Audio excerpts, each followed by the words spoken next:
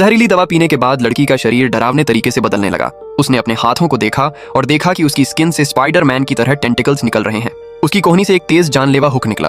कांपते हुए उसने एक कैंची पकड़ी और उसे काट दिया, यह भूल कर कि अब वह उसके अपने शरीर का हिस्सा था। वह डॉक्टर के पास भागना चाहती थी, लेकिन दरवाजा बाहर से बंद था। गुस्से में उसने दरवाजे पर मुक्का मारा और उसका मुक्का सीधे दरवाजे में जा लगा।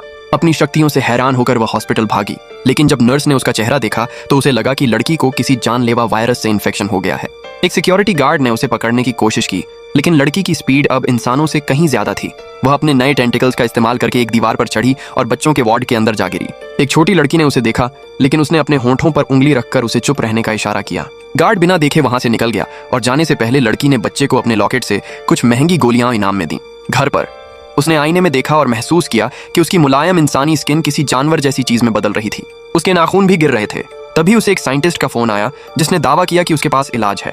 बेताब होकर वह उस जगह पर दौड़ी, लेकिन वह एक जाल था। उसने उसे नशा दिया और जब वह उठी तो उसने खुद को बंधा हुआ पाया। उसके सामने कच्चा मीट था। वह अपनी भूख कंट्रोल नहीं कर पा रही थी।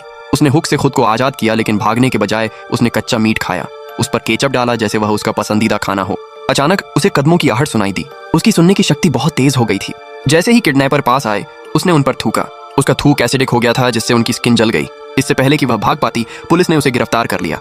जेल में म्यूटेशन जारी रहे। उसका एक इंसानी कान गिर गया और उसकी जगह तुरंत एक नया कान आ गया।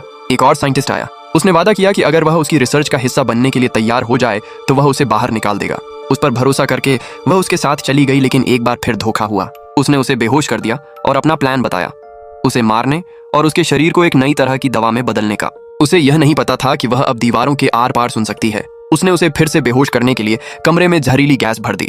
थोड़ी देर बाद 2 डॉक्टर उसकी बॉडी से खून निकालने आए, लेकिन वह सिर्फ सोने का नाटक कर रही थी। उसने उनकी सीरिंज ली, उन्हें उन्हीं की सुइयों से मारा और दरवाजे खोलने के लिए उनके फिंगरप्रिंट का इस्तेमाल किया। जैसे ही वह हॉलवे से गुजरी, उसे एक गार्ड के कदमों की आहट सुनाई दी। वह अंदर गया और उसने फर्श पर सिर्फ डॉक्टर के कपड़े देखे, लेकिन जब वह मुड़ा तो उसने उसकी आंखों में एसिड थूक दिया, जिससे वह तुरंत अंधा हो गया।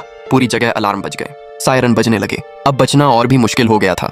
बाथरूम में उसे एक छोटा लड़का मिला और उसने उसे अपने साथ ले जाने का फैसला किया।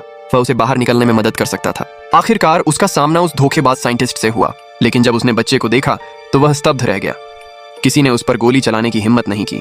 वह लड़के को चोट नहीं पहुंचाना चाहती थी, इसलिए उसने उसे जाने दिया और फिर रेलिंग के ऊपर से कूद गई। सबको हैरानी हुई जब वह ऐसे फिसली जैसे उड़ सकती हो। वह एक दोस्त के साथ जंगल में भाग गई, लेकिन आगे एक बहुत बड़ा लोहे का गेट था जो जंजीरों से ढका हुआ था। उसने मेटल को चीरते हुए अपने हुक बुलाए।